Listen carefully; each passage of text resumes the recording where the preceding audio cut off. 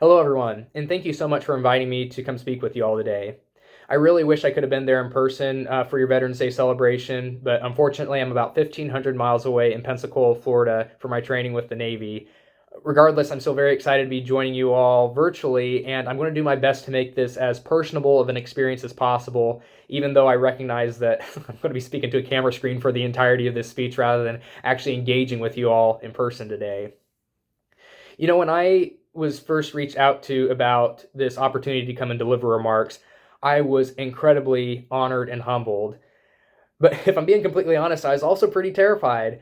And I feel like a lot of that intimidation came from the fact that I recognize my own career in the military has been pretty limited up to this point. I've only been in for a little over a year's time.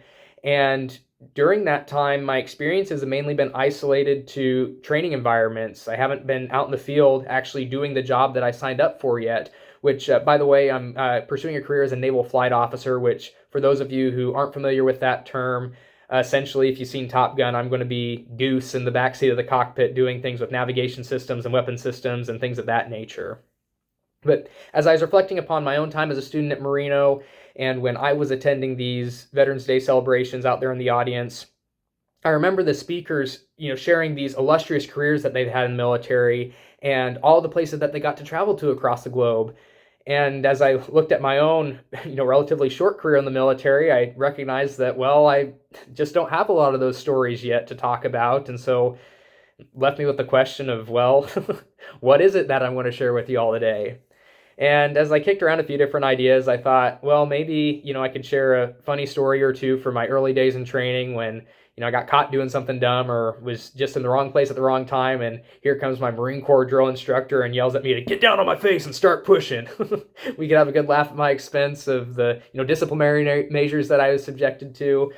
But the more I got to thinking about it, I thought, I'd really like to start this speech by talking a little bit about what it was that got me interested in pursuing military service in the first place. And I can't think of a better place to start than August of 2014. But before we dive in here, quick raise of hands and maybe a whoop and a holler from all of our high school seniors out there in the audience today. All right, and I'm just going to trust that you played along with that because obviously I'm not going to be the wiser one way or the other. But anyway, August of 2014, I share that date because, and I had the seniors do that call out there because that was the start of my senior year of high school. And not only that, but that particular August, me being an August birthday, was the year that I turned 18 years old.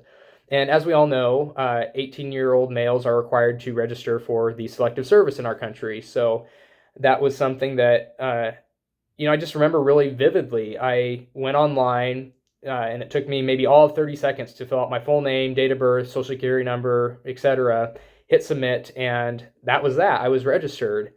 And something that should be so important and consequential, I just remember feeling so insignificant in that moment.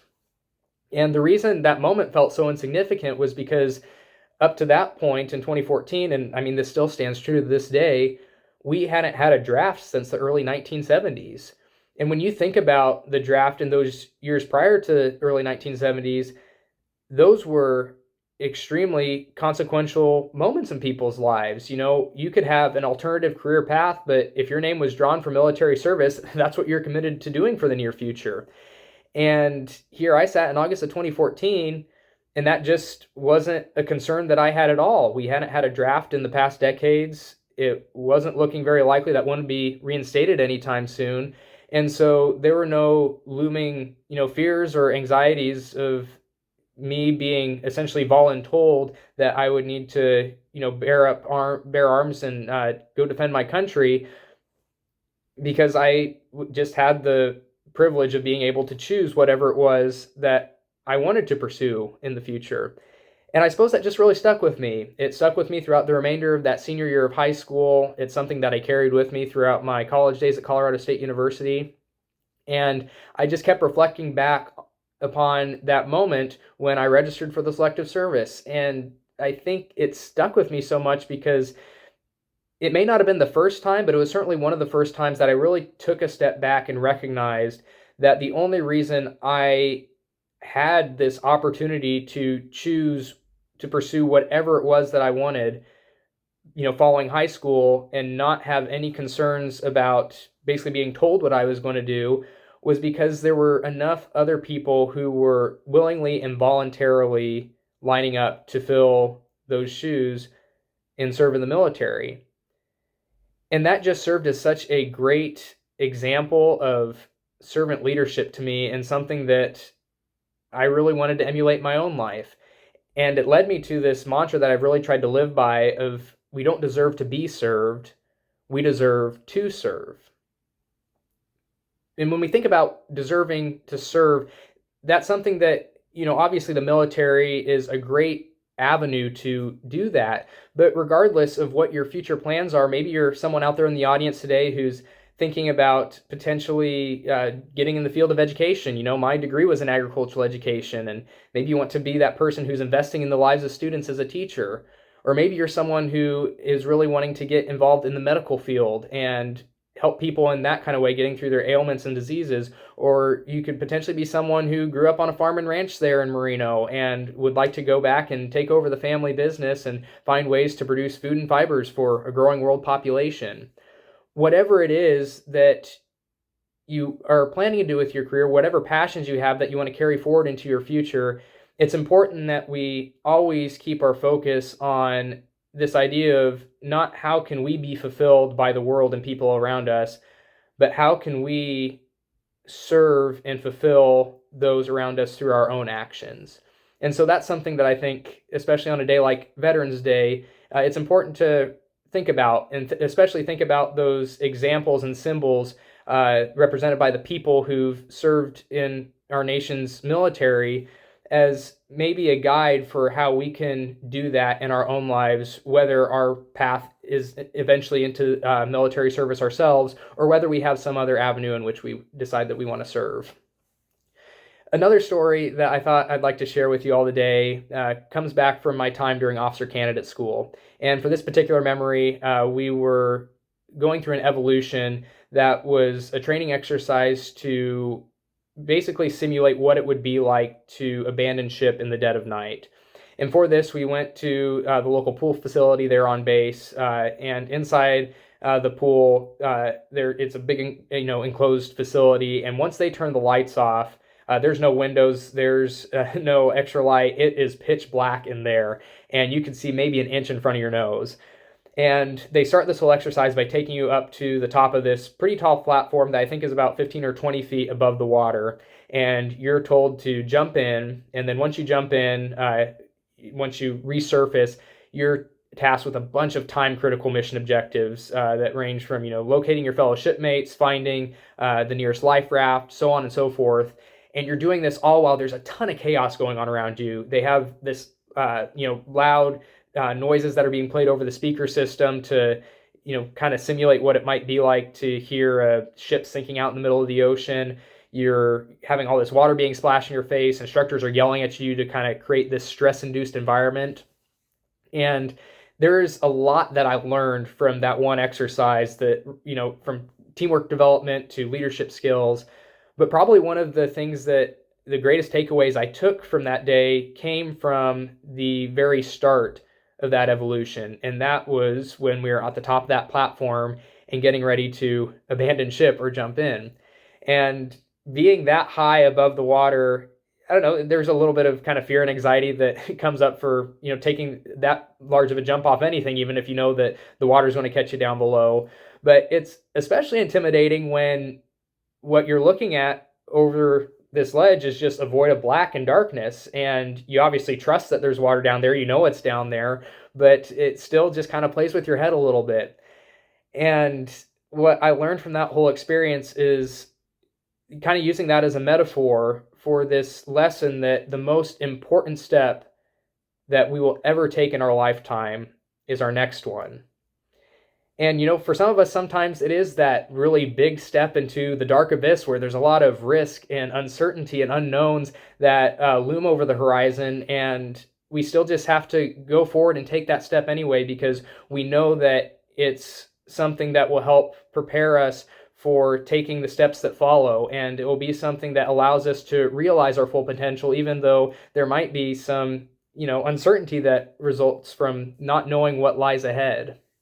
And for other steps that we take in our lifetime, they could be relatively small ones that we can see very clearly and have been in front of our face for maybe days, weeks, months, years at this point, and we just haven't yet had the courage or the gumption or the motivation to initiate that first step. And it could be as small as just starting a daily habit or routine that helps make your days more productive. And regardless of what it is, it's just important that we find those ways to take that next step, because we're really doing ourselves and those around us a disservice if we delay and if we continue to hesitate for whatever reasons it is that are holding us back from taking that next step. I have a really good friend and mentor whose name is Doug Sims, and he once asked me a question, and I credit him with this question, although I don't know that it's a Doug Sims original. I've heard other people ask this question since then, but like I said, giving him the credit for it today. And what he asked me was, if not you, then who? And if not now, then when? And when we pair that question with this idea that the most important step that we'll ever take in our lifetime is our next one, I think it's something that we really do need to put some attention towards. Is, if it's not going to be me who's taking this next step, who is? Or is anyone going to? And if I'm not going to do it now, when is it going to happen? Is it ever going to happen? And what is the benefit of delaying or hesitating on taking this next step? As we really focus in on Veterans Day today, I think one of the best ways that we can pay tribute to those who have gone before us, and particularly those who have made the ultimate sacrifice by laying down their lives for defense of this country, is by focusing on what we can do as individuals to carry on their legacy and to basically not let their sacrifices go in vain, not let those be wasted. And by recognizing that we don't deserve to be served, we deserve to serve. And by thinking about how that next step in our life will be the most important one that we ever take, and there's no use in delaying, because if not us, then who? And if not now, then when? If we can really wrap our mind around those things and do even just little things each day to pay homage to those who have gone before us and to build upon their legacy so that we can leave this world in a better state than when we found it, I think that's maybe one of the best ways to celebrate Veterans Day, and to not just isolate it to, November 11th, or I guess November 7th for, the day we're celebrating it here today, but really thinking about how we can make that a year-round objective in our lives. One last thing I'd like to share is, I'm not sure if you can see it very well, but over my right shoulder here is a picture of a small aircraft carrier, and that's actually the ship that my granddad served on during World War II. I never met my Grandpa Gill. He was diagnosed with cancer a couple years before I was born, and passed away from that prior to me ever getting to meet him. But I look at that ship often and just think about what it was like for him. He enlisted early at the age of 17 because he saw a cause that he truly believed in, and he wanted to give on behalf of others to help try to right some wrongs in the world. And that's something that serves as a big motivation to me, both through my military service in the Navy, as well as just in my daily life, of thinking about what it is that I can do to pay homage to folks like my granddad, who made incredible sacrifices and who put their lives on the line, put their lives on the line and put themselves in harm's way to ensure that the folks around them, and also future generations like me, would be able to prosper and thrive. And so that's, I suppose, the message that I hope we all take away from today, is just focusing on the future and what it is that we can do to mold ourselves and to prepare ourselves to be the best leaders possible, so that we can leave a legacy that really emulates the legacy that our veterans have left for us. Thank you all so much again for having me here today. God bless you all, and happy Veterans Day.